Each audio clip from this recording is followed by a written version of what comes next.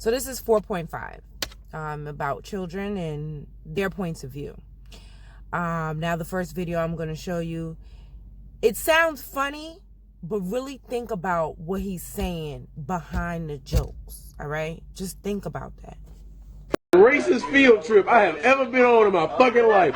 They took us to a fucking cotton processing place.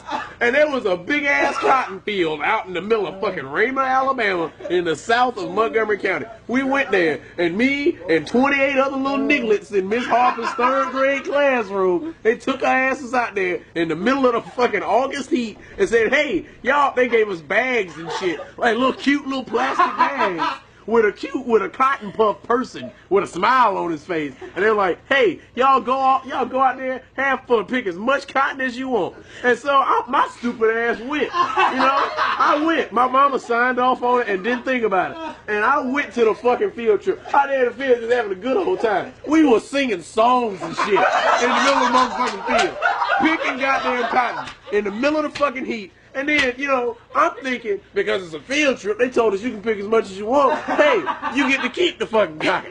You can keep it. So I was like, yeah, I'm going to keep it. And we go to get back on the bus. They're like, all right, kids, turn your bags in. And they take our asses inside and took all the damn cotton that we had. And then told us to get back on the fucking bus. So me being a little rebel, I took a handful of cotton, stuffed it in my pocket, and went home.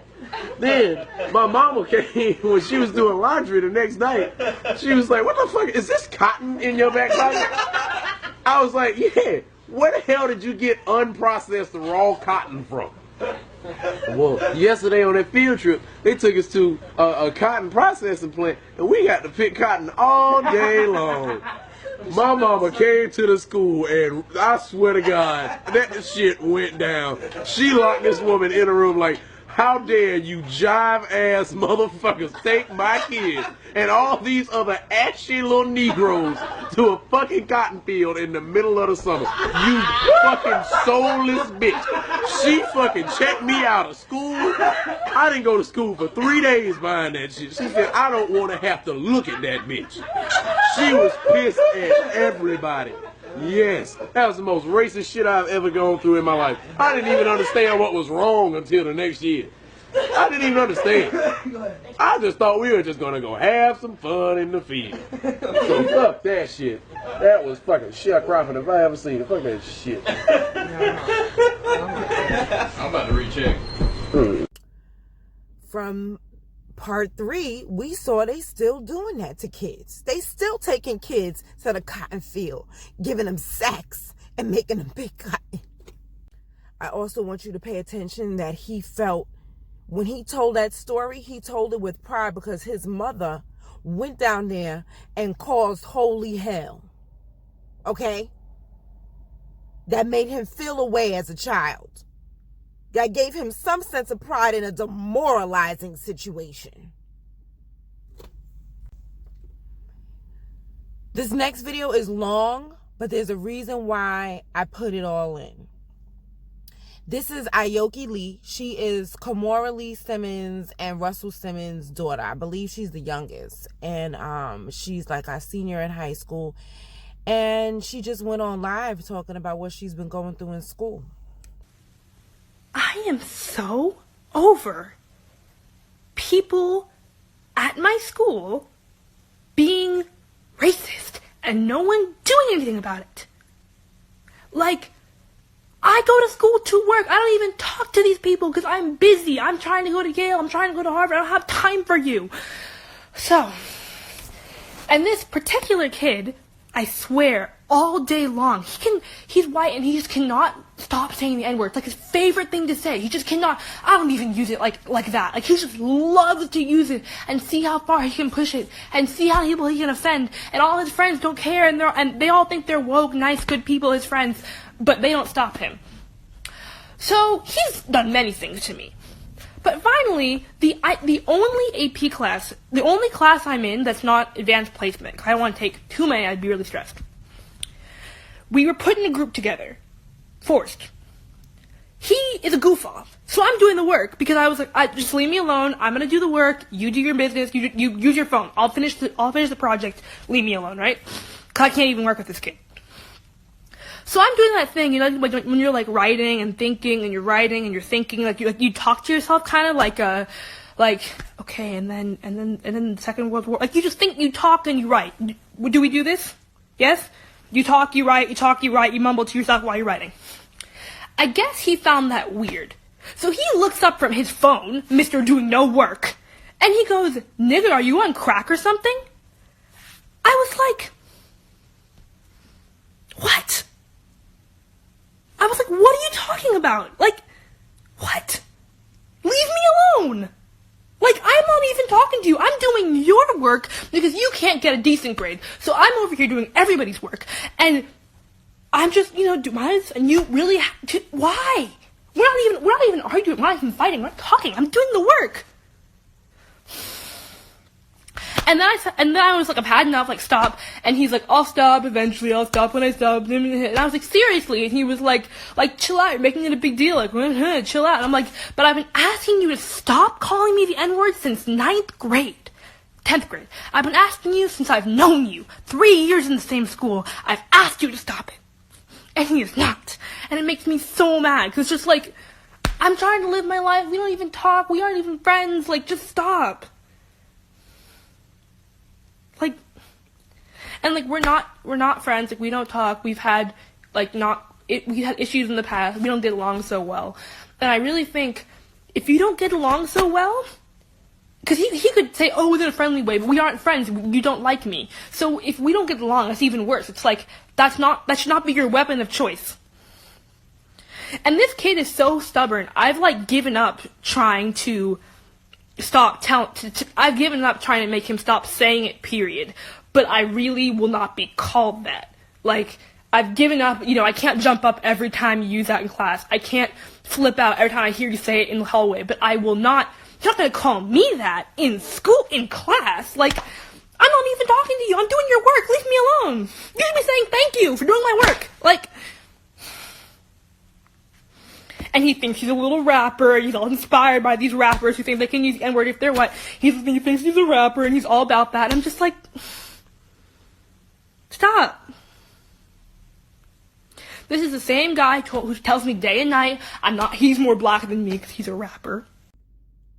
Did you hear this child had the nerve to tell Russell Simmons of Def Jam, his daughter, the niece of Reverend Run from the legendary Run DMC.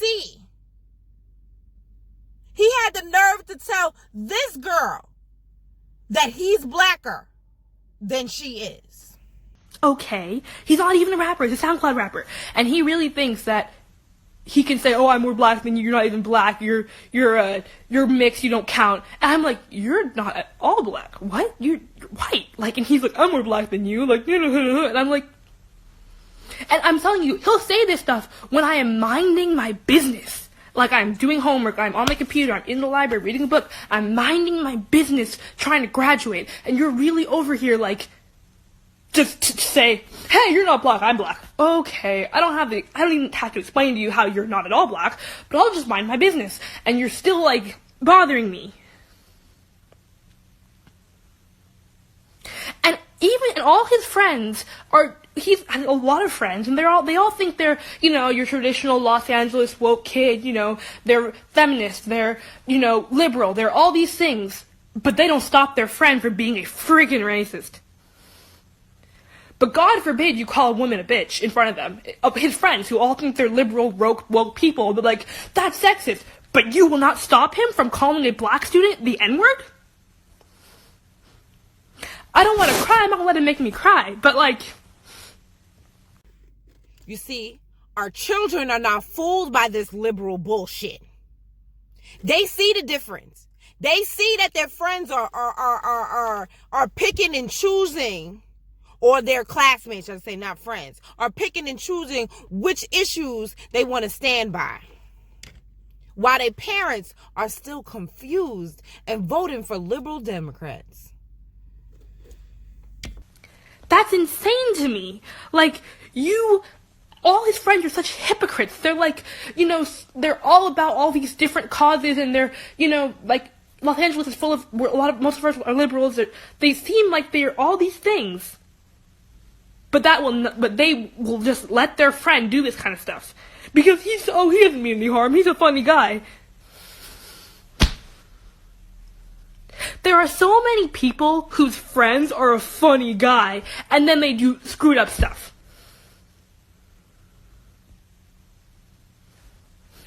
Like, it's just so stupid. And people are like, oh yeah, it doesn't happen in a nice school. It happens in a nice school, it happens in a bad school, it happens in every school. And it's just so annoying, and I'm so over it. And I swear, you would think, yeah, get him, because you guys on Instagram are like, you follow me, so you support me usually, and you guys are like, yeah, he should be in trouble. But if I even am like, hey, can you stop? Everyone's like, oh, angry black girl, she's being dramatic, she can't let it go, she can't take a joke. Calling someone the N-word is not can't take a joke. It's just, I don't want to hear that. This level of racism is the level that we go through at our jobs as adults and have a hard time dealing with. Her brain is not even fully formed yet. And she has to deal with schoolwork, her AP classes, all of this, and maneuver through racism. Do you see what I'm saying? And can you imagine how much her parents have to be paying for her to go to school? They are paying people to mistreat and psychologically just terrorize their child. And like, what you're not going to do is call me that. Ever. So I get this long text from this kid. He's like, I'm sorry. And I'm like, you're sorry? Okay, 3 years of racial abuse, but you're sorry. Okay, fine. And then and then it's just because he's scared I'm going to go to the office. And it's like, if I was going to go to the office, I've been to the office, okay? I would have been there 3 weeks ago. You would have already been expelled. I don't care. I just want you to not address me anymore. So let's run it down. You mad about this college cheating scandal? This shit goes deep. Okay? I showed you how they don't care about fairness. It's about dominance. I show you how they are dominating your children at college level. I showed you how they're dominating your children on the middle school level. And as a result, from the elementary school level, I showed you how they are performing psychological warfare on your children. And I showed you what this is doing, how your children feel about the psychological warfare. Do something.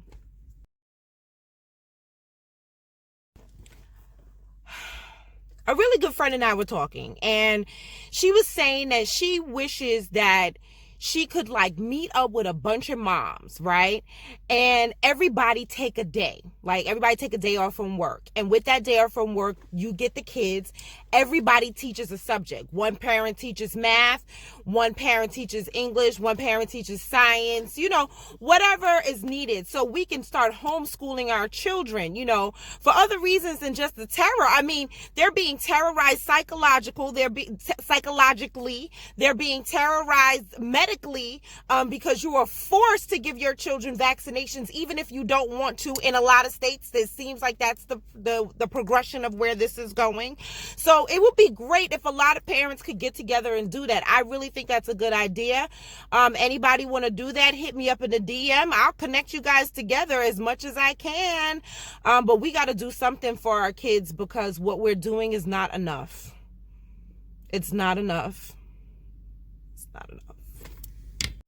All new at 11, Christopher Freeman is facing criminal charges after being accused of bringing a gun into a school. Bear Lakes Middle School was placed on lockdown yesterday afternoon. According to a call that was sent out from the school's principal, the parent became hostile while in the front office. That's when school police were called in. They say the parent had a handgun but never showed the weapon or threatened office staff with it. The call also stated that once the parent was removed, campus returned to an all clear for a regular dismissal. Y'all know I always felt uncomfortable about accepting donations, but you can support me by buying a pair of earrings from my business, Brooklyn.com. Men, they make great gifts. Ladies, they're only $10. I also got lip gloss on there. And don't forget to check out my waist directions.